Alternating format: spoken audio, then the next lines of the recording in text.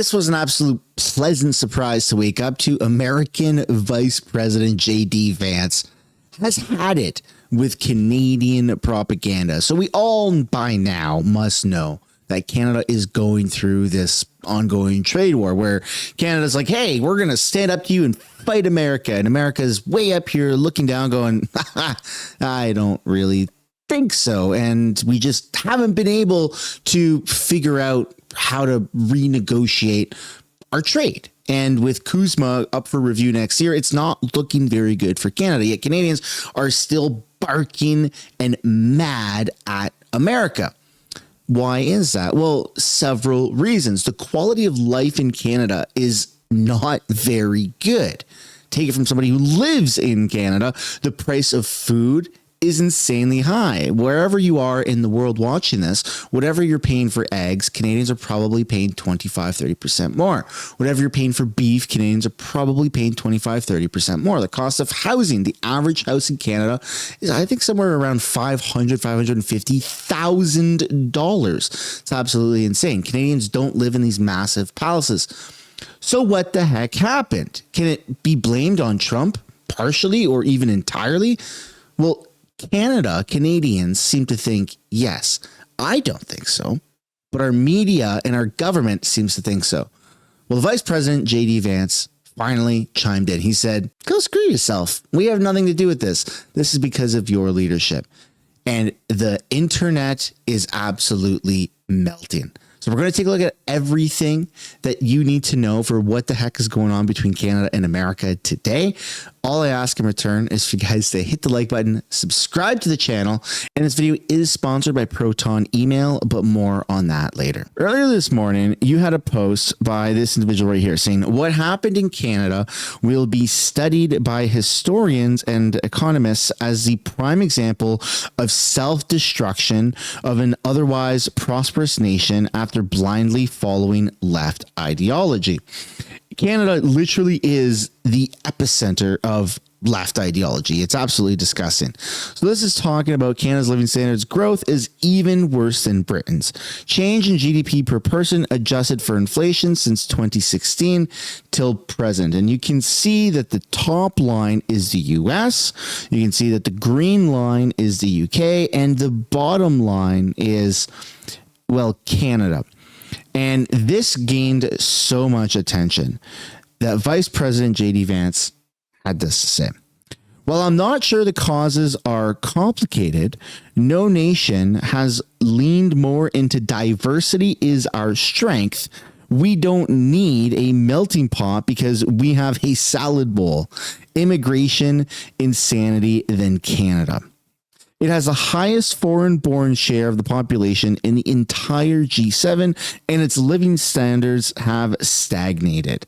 And to that, I say you are absolutely correct. Canada has an immigration policy where we let literally everybody in. You can have a terrorist from the deepest, darkest cave of you name it, some other country, but just for ease of everything, let's just say it's a Middle Eastern country. And let's just specifically say it's like a bad Hamas dude, okay? Like a known Hamas dude.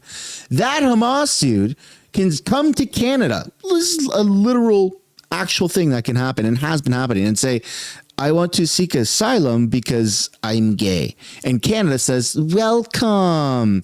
Here's some money. Here's a passport. Probably here's some directions. Enjoy your stay. And that's how Canada's kind of been functioning. Now, that may just be an oversimplification, but that happens. And it's not just with terrorists. It's with any type of person, like low quality people. It doesn't even matter. Canada doesn't really screen people, and we try to let in as many people as we possibly can, which is why the population has increased so much, but so have our problems. And instead of taking full accountability and realizing that this is all under the woke left ideology of the radical liberals, more well known as Justin Trudeau, and now the torch has been handed to the next liberal, which is Mark Carney, liberals are in absolute denial. No. Canada is perfectly fine. Justin Trudeau may have had his quirks, but it's all because of Trump. Canada literally blames Trump every single day. Let's have a look at CBC. This is the government funded media here in Canada.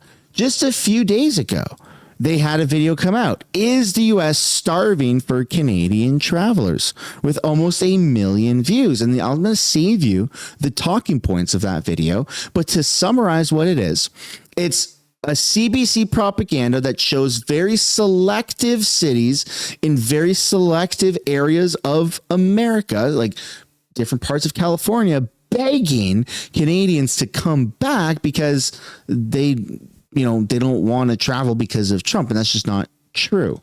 Canadians don't want to go to America because our dollar is so bad and we just can't afford it. Life is so unaffordable in Canada.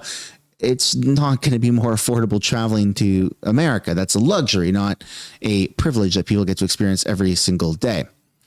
But now we're going to take a look at what JD Vance said in addition to that original post. And this is what you're absolutely going to love. But first, a message from today's sponsor. So let me ask you this. Why do we protect our messages with end-to-end encryption, but we don't do the same thing with our emails? Think about how much more private information that we actually send through emails, banking, contracts, even family details. And yet big tech scans those emails, they track you, and then they turn your inbox into an ad machine. That's where Proton Mail comes in. Proton was started in Switzerland by scientists at CERN who wanted to build a better internet where privacy is the default. With Proton Mail, your emails are encrypted so that only you, not even Proton themselves, can read them. No ads, no spying, no creepy trackers following you around. And here's the best part. Switching is actually very simple. You can import all of your old Gmail and Outlook messages, forwarding everything to your new Proton address, or you can start fresh with a clean slate. Plus, Proton gives you awesome features that big tech won't. Things like one-click unsubscribe, advanced phishing protection, dark web monitoring, and even unlimited email aliases to protect your identity online. So if you care about your privacy, your freedom, and your data, make the move today. Sign up for Proton Mail for free by visiting the link down below in the description, the pinned comment below, or just go to proton.me/sunshine. That's proton.me/sunshine. Again, it's absolutely free to sign up. Take control of your inbox today. Vice President JD Vance added to his thread, and he basically almost ratioed himself. His original post got 13,000 views, and his comment underneath also, or 13,000 likes, and his comment also got 13,000 likes. He said, "And with all due respect to my Canadian friends whose politics focus obsessively on the United States, your stagnating living standards have nothing to do with Donald Trump or whatever boogeyman the CBC tells you to blame. The fault lies with your leadership elected by you." To which I replied, "This was long overdue. Thank you for finally saying this." Because every single day we hear on CBC that our living standards is directly correlated to Trump. Trump is bad. Trump this and Trump that. And for those that have made it this far in this video, I just want to educate you on something. To be a proud Canadian is unfortunately not just to be a proud Canadian. Canadians don't just feel pride for being Canadian. I wish it were that simple. It's not like America. This is a cultural difference between Canada and America. America waves the American flag. Yeah, we got fighter jets, we've got Marines, hoorah, we've got football, we've got NASCAR, we've got sports, we've got American patriotism, white picket fence, right? The American dream.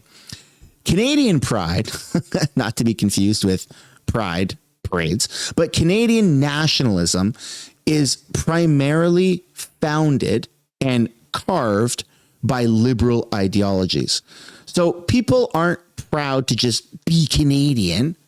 Generally, it's more proud to not be American, which is why you see so many Canadians all the time say things like, well, at least we don't have school shootings here. At least our healthcare is free. At least we're not American, blah, blah, blah. America, at least we don't have Trump. That's Canadian pride. So the really proud, this isn't like a blanket statement for everybody. Of course, there are very common sense, level-headed people that live in Canada that are just proud to be Canadian. but they're like generally the foundation of Canadian pride and nationalism is a liberal movement, which has always been proud to not be American. It's a weird elitist thing that stems culturally from Canada. I don't know how to break it, but you're seeing it in full force right now with the liberal propaganda machine that helps the liberals stay in power consistently. But for those that need a little bit more context into the numbers for how Canada got so bad, let's have a look here at this chart. Let me provide a little context to what Vice President J.D. Vance just said. Immigrants make up the largest share of the population with over 150. Our growth has been out of control. We let in too many people too quickly. We also let people in with incompatible cultures to ours and others. Different ethnicities are okay, but a strong nation needs a unified culture. And here's the chart right here where you can just see the numbers absolutely grow. This is a number of immigrants. It's just skyrocketing. And this is what's wrong with Canada is we're letting so many people in. We're not screening them. They're not high value to Canada.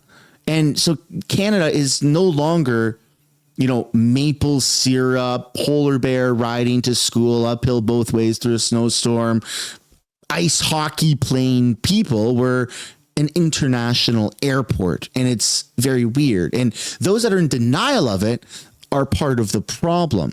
Those who support this to consistently happen are literally part of the problem for encouraging the downfall of an entire country. So what's the solution?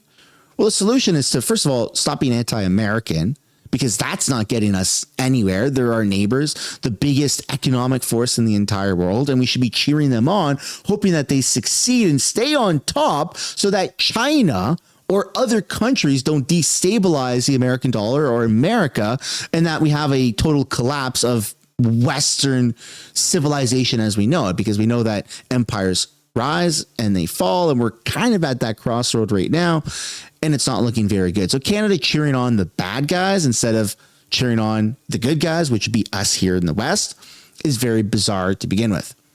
And secondly, how about we just stop voting liberal? It's pretty freaking simple. DEI has got to go. This whole woke ideology crap has got to go. It doesn't lead to anything successful. So Canada should not only be cheering on the success of America, but we should also be, to some extent, following their blueprint, because America has completely terminated DEI and is eradicating the woke.